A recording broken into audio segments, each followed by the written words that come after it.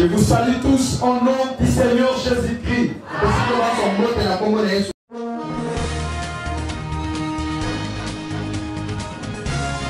Là, vous avez acclamé les chantres. J'ai dit, acclamons très fort notre Dieu. Acclamons très fort notre Dieu. Acclamons Jésus.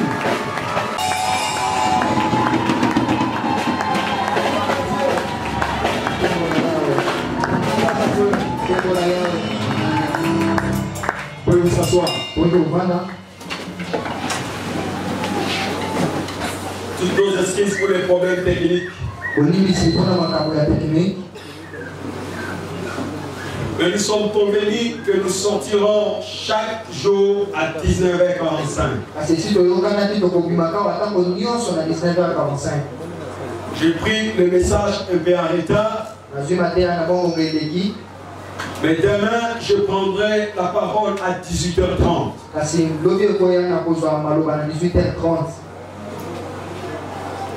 Amen.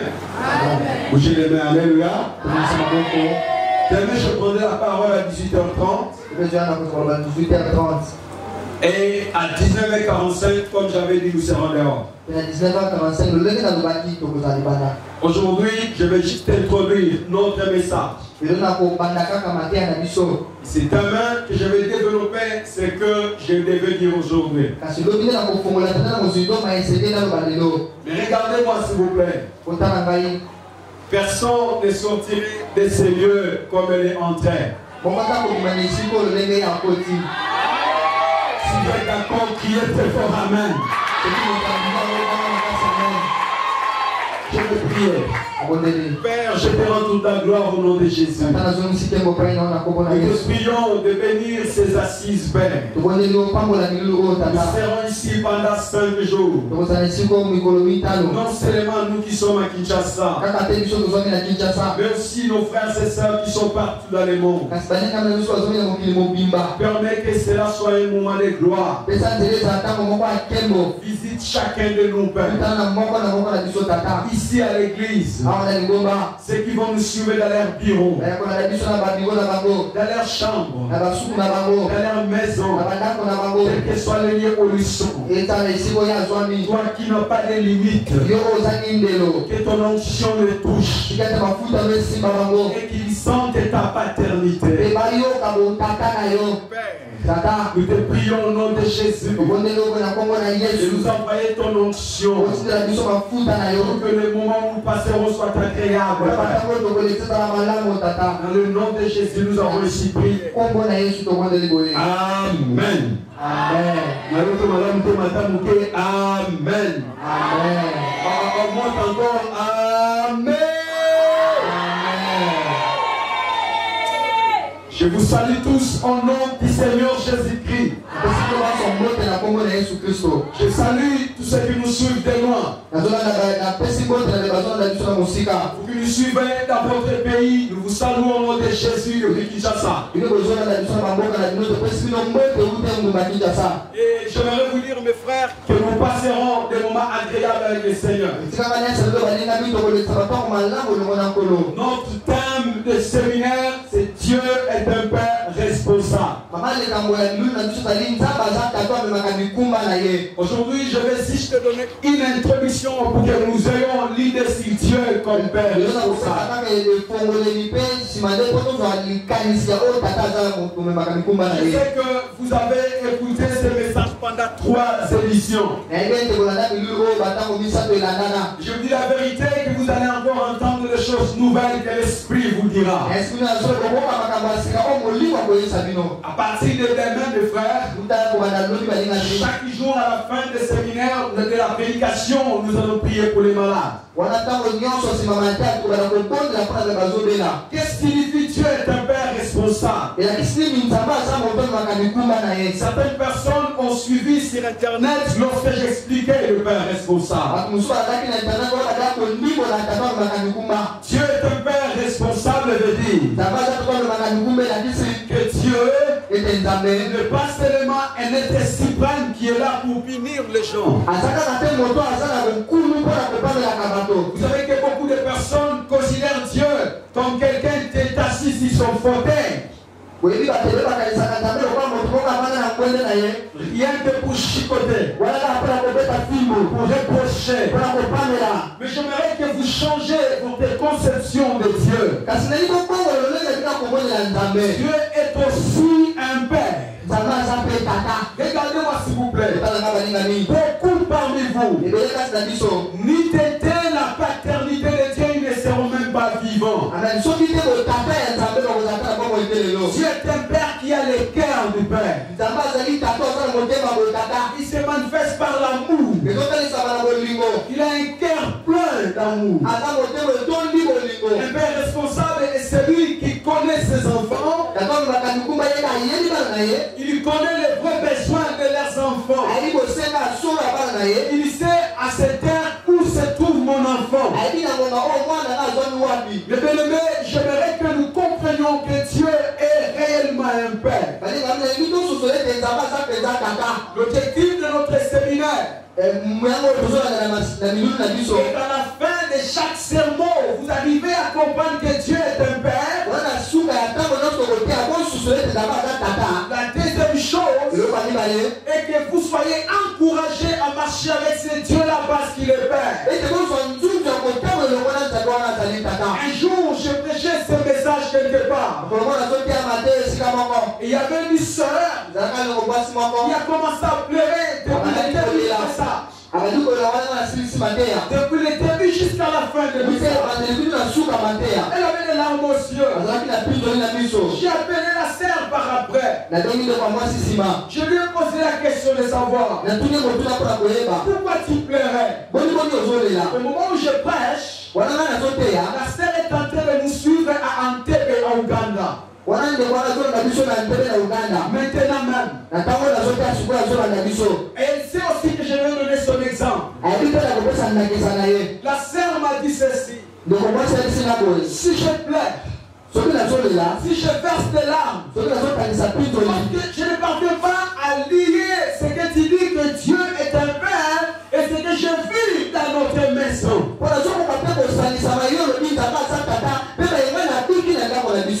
Tu nous démontres l'amour du Père dans une dimension très élevée. Mais je ne parviens pas à comprendre que Dieu est un Père. Dieu est un Père d'amour. Mais moi j'ai un Père qui me fait du mal.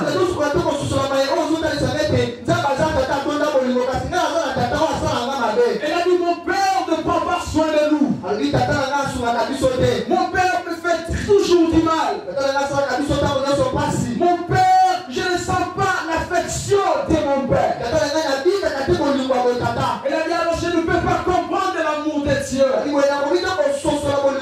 Et quand nous parlons de Dieu comme Père, beaucoup ne peuvent pas comprendre cet amour. J'ai dit à la sœur, parce qu'elle m'avait dit combien son père l'avait abandonné. Alors qu'elle était en première graduate. Son père ne pouvait plus prendre ses études en charge. En charge. Il a pu se demander comment je vais finir mes études. Alors tout ce que j'ai dit à cette fille, je lui ai dit ceci. Si ton père est irresponsable, si ton père ne sait pas prendre soin de toi, au ciel il y a un père qui ramasse les enfants rejetés. Voilà pourquoi la Bible dit ton père et ta mère t'abandonneront, mais l'Éternel t'accueillera. Parce que l'Éternel est un Père. Je dis à la fille, si tu fais confiance à Dieu, je te dis la vérité, tu finiras tes études parce que Dieu est un Père responsable. Et la fille a crié à ma parole. Elle a fait confiance à Dieu. Et le Seigneur a suscité quelqu'un qui a pris ses études en charge. Aujourd'hui, elle est licenciée. Elle y travaille. Elle s'est pris en en charge. Tout cela parce que Dieu est celui qui ramasse les rejetés. Alors c'est ce Dieu-là que je vous prêche. C'est ce Dieu-là que je vais vous parler toute cette semaine. Un Dieu qui est un père pour les orphelins. J'ai lié avec une sœur. Cette femme s'appelait Fifi. Elle nous a raconté son histoire. Elle est chrétienne. Elle est pasteur. La sœur nous a dit ceci. Elle a dit, moi j'ai compris l'amour de Dieu. J'ai compris que Dieu est un vrai père. Que j'ai connu les mauvais parents. Mais Dieu m'a pris en charge. Je voulais dire à quelqu'un. Dieu continue à prendre les gens en charge jusqu'au jour. Dieu peut te prendre en charge. Dieu peut s'occuper de ta situation. Parce qu'il est père. Acclamons très fort notre Dieu. Fifi m'a dit ceci. Sa mère l'avait jeté. Le jour où on l'avait mis au monde, on l'a jeté. Sa mère l'a jeté dans la forêt. La mère disait, je ne peux pas prendre cet enfant en charge. Il peut y avoir quelqu'un qui nous suit. Il est rejeté par ses parents. Il est rejeté par sa famille. Je voulais te dire que Dieu est un père qui ramasse les rejetés. La sœur Fifi nous a dit ceci. Quand on l'a jeté dans la forêt, sa mère s'est éloignée. Elle était là toute la nuit. Elle était un bébé. Elle a commencé à pleurer. Mais elle avait les sangs partout. Parce qu'elle venait de naître. Elle était rejetée. Quelques temps après, il y avait un chasseur qui passait. Une histoire vraie, mes frères. Un chasseur qui passait. Dieu a touché le cœur des chasseurs. Dieu a dirigé les pas des chasseurs vers cette femme. Et les chasseurs ont entendu un bébé qui pleurait. Il a dit, mais il y a qu'un bébé dans cette forêt. Le chasseur s'est accouru. Il est allé là où il y avait les bébés. Regardez-moi. Le chasseur a trouvé un bébé. Et c'était quoi le frère? Il y avait les fourmis qui ont entouré les bébés. Oh, chose étrange. Il n'y avait pas même une seule fourmi qui s'est approchée des bébés. Les bébés étaient au milieu. Et les fourmis ont entouré les bébés comme une ceinture. Nous avons compris plus tard. Aucun serpent ne pouvait s'approcher du bébé. Parce qu'il y avait la ceinture de fourmis. C'est la calicane. Dieu est un véritable père qui s'est porté chasser ses enfants. Il s'est porté chasser ses enfants. Tout autour il y avait des fourmis. C'était la sécurité céleste. Les chasseurs étaient étonnés. Il a crié. Les gens sont venus. Tout le monde a remarqué. Il y a un bébé. Autour du bébé, les ceintures de fourmis rouges. Pas une seule fourmi qui s'est approchée du bébé. Une femme a ramassé cet enfant. Elle a pris soin du bébé. Aujourd'hui, elle est pasteur. Je la connais personnellement. Elle est pasteur, elle est mariée. Elle se dit ceci. Si quelqu'un n'a pas compris que Dieu est un père, moi je l'ai compris depuis que j'étais bébé. Es-tu rejeté par tes parents? Je t'enseigne un père qui est capable de te faire. Dieu est un père responsable. Dieu est un père responsable. Alléluia. Je vais lire un texte. Et ce texte, nous allons entrer en détail demain. En expliquant ces textes, lisons ensemble l'évangile selon Matthieu. Matthieu chapitre 18. Verset 12 jusqu'au verset 14. Matthieu chapitre 18, verset 12 à 14. Lèvons-nous s'il vous plaît par regard de la parole de Dieu. Nous lisons au nom du Seigneur Jésus-Christ. Je demanderai à ceux qui me suivent en direct aussi de lire avec nous. Parce que Dieu est là où vous êtes. Je lis au nom de Jésus. Et vous ensemble, si un homme a 100 brebis et que l'une d'elles s'égare,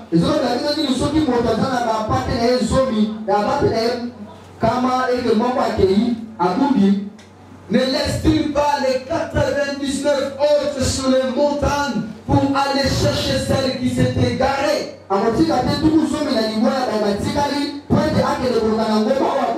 Et s'il la trouve, je le dis en vérité, elle lui cause plus de joie que les autres brebis.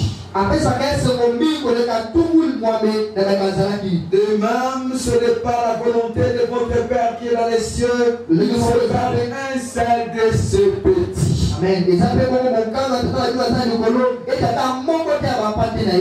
Je vais relire encore ensemble avec vous Hébreux chapitre 13.